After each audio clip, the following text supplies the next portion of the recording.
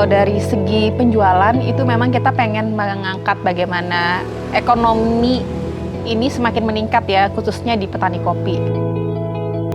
Awalnya untuk buka usaha kopi ini sebenarnya itu buat memberikan contoh ya, nongkrong produktif.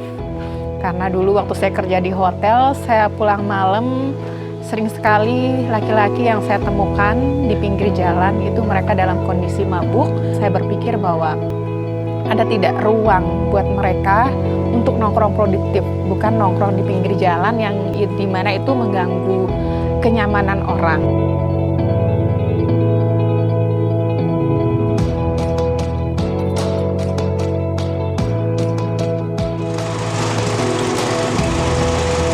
Nama saya Mahnuwati, saya berasal dari Bayan dan berada di lingkungan masyarakat adat.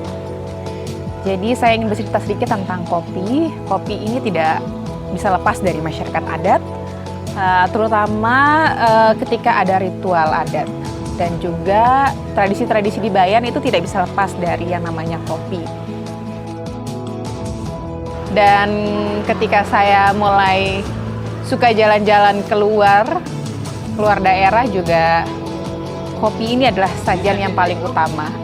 Jadi kehidupan sehari-hari itu sebenarnya tidak bisa hilang dari kopi.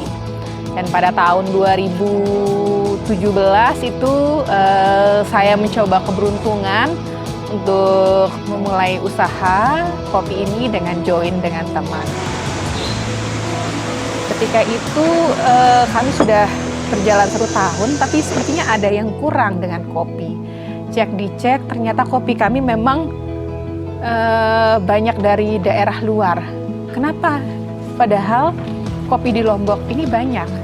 Dan akhirnya waktu itu saya yang fokus memang di kopi dan suka jalan-jalan, akhirnya melakukan survei itu di petani kopi, apa yang terjadi dengan kopi yang ada di Lombok ini.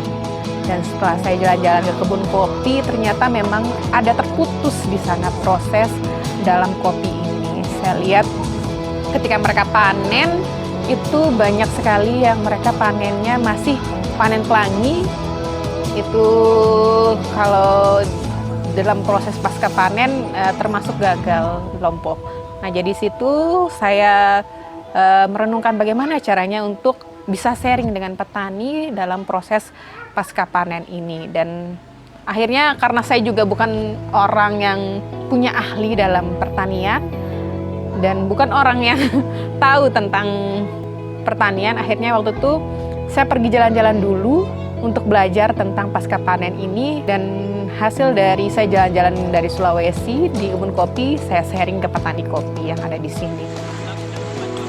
Saya menawarkan kepada petani ketika mereka panen merah, kita juga akan mendapatkan hasil peningkatan harga jual yang lebih tinggi. Memang tidak mudah untuk mengajak petani mau berbenah proses pasca panen, termasuk yang panen cari merah itu sangat sulit.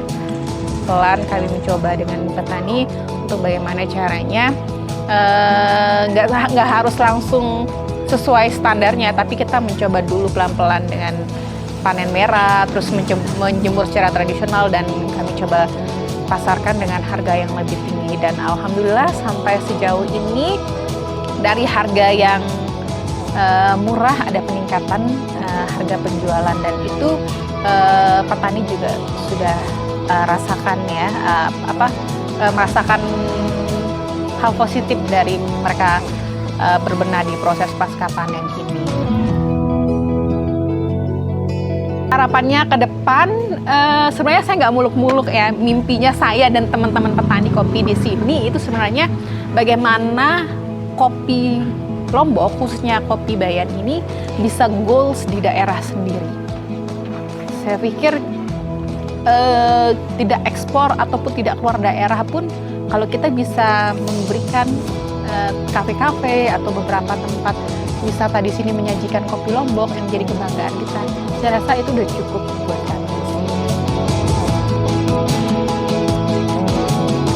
Saya sangat senang saya bisa memberikan nama dengan penyebutan usaha kopi saya itu Kon Bayan, atau yang orang biasa dengar juga dengan Kopi Nina Bayan, karena memang sesuai dengan saya sebagai perempuan, dan saya ingin sekali bahwa menunjukkan sisi positif dari kegiatan aktivitas perempuan di kopi ini. Jadi saya pengen menceritakan bahwa proses kopi ini bukan hanya laki-laki yang terlibat, tapi perempuan juga yang terlibat banyak dalam proses kopi ini.